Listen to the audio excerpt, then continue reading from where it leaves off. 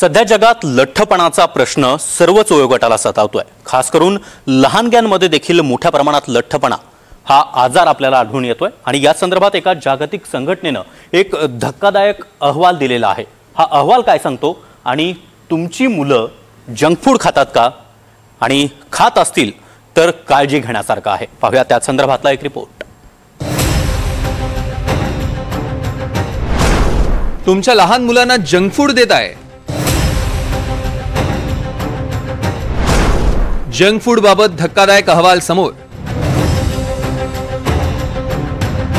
तुमच्या मुलांना तुम्ही vada pav, burger, pizza, chips, cold drinks, cake आणि सँडविच देत असाल तर वेळीच थांबा, अन्यथा तुमचं मूल गंभीर आजाराचा शिकार बनतंय।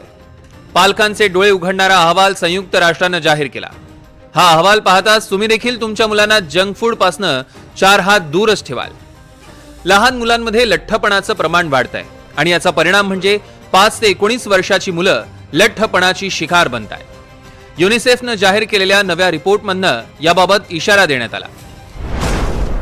युनिसेफचं म्हणणं आहे की 10 मधील 1 मुलगा हा या गंभीर आजाराने ग्रस्त आहे आणि या आजाराचं कारण आहे ultra processed junk food.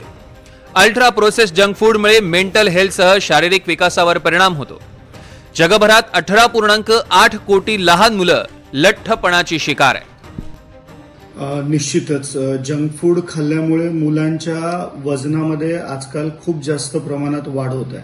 Basically त्याचं रिझन असं आहे की जंक फूडमध्ये न्यूट्रिशियस जे एलिमेंट असतात त्याचं प्रमाण खूप कमी असतं आणि बेसिक असतं त्याच्यामध्ये जास्त प्रमाण ते कार्बोहायड्रेट, फॅट आणि त्यासोबत सोडियम वगैरे गोष्टीचं, सोबतच शुगर कंटेंट याचं पण खूप हाय लेवल असतं। अल्ट्रा प्रोसेस्ड फूड लहानग्यांपर्यंत सहज पोहोचतं आणि त्याचं मुख्य कारण म्हणजे आळस।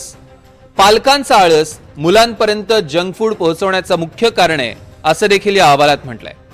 मुळातच बौद्धिक शारीरिक विकासासाठीच्या महत्त्वाच्या टप्प्यावर असणाऱ्या मुलांना जंक फूड देणं पूर्णतः चुकीचं आहे। जंक फूडचा परिणाम हा डोळ्यांवर देखील होतो।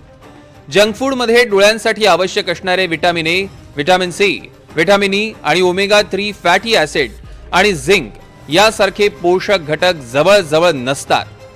असं अन्न वारंवार खाल्ल्यानं मुलांच्या डोळ्यांच्या पेशींना आवश्यक पोषण मिळत नाही, त्यामुळे डोळ्यांमध्ये कोरडेपणा येणं, धुसर दिसणं, जळजळ होणं, कमी प्रकाशात दिसण्याची क्षमता घटणं अशा समस्या सुरू होतात। आणि या सगळ्या गोष्टींचा एकत्रित परिणाम असा होतो की दिवसेंदिवस आपल्या शरीराची हालचाल देखील कमी व्हायला लागते। कारण जसं फॅट बिगेट्स फॅट असं आपण म्हणतो की फॅटमुळेच फॅट तयार होतं आणि या सगळ्या गोष्टींचा एकत्रित परिणाम असा होतो की मुलं लठ्ठ होत जातात।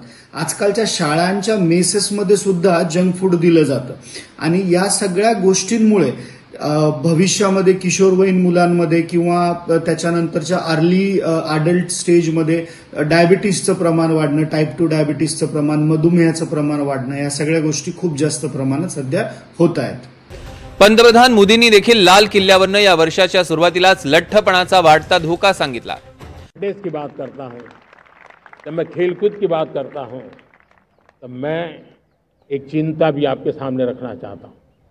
हमारे देश के हर परिवार को चिंता करनी चाहिए। मोटापा हमारे देश के लिए बहुत बड़ा संकट बनता जा रहा है। आने वाले वर्षों में लोग, जो पंडित लोग हैं वो कहते हैं, जो जानकार लोग कहते हैं, हर तीसरे व्यक्ति में एक व्यक्ति मोटापे का शिकार होगा। हमें मोटापे से बचना है, ओबेसिटी से बचना है और इसलिए मैंने बाकी सब करना पड़ेगा, लेकिन एक छोटा सा सुझाव दिया था कि परिवार तय करे कि जब खाने का तेल घर में आएगा 10% कम ही आएगा और 10% कम ही उपयोग करेंगे और हम ओबेसिटी के खिलाफ लड़ाई को जीतने की दिशा में हम अपना योगदान देंगे। जेवणाच्या वेळा त्याचबरोबर योग्य जेवण लहानग्यांना देणं गरजेचं आहे, कारण योग्य वयात योग्य सवयी लावल्या तर लहान मुलं ते लवकर स्वीकारतात आणि त्याच सवयी त्यांच्या आरोग्यासाठी फायदेशीर ठरतात। युनिसेफने देखील आपल्या रिपोर्टमधनं हेच जगाला सांगण्याचा प्रयत्न केला। त्यामुळे आत्ताच तुमच्या लहान मुलांना नो जंक फूड म्हणायची सवय लावा आणि जंक फूड पासून 4 हात दूरच ठेवा। Bureau report, NDTV Marathi.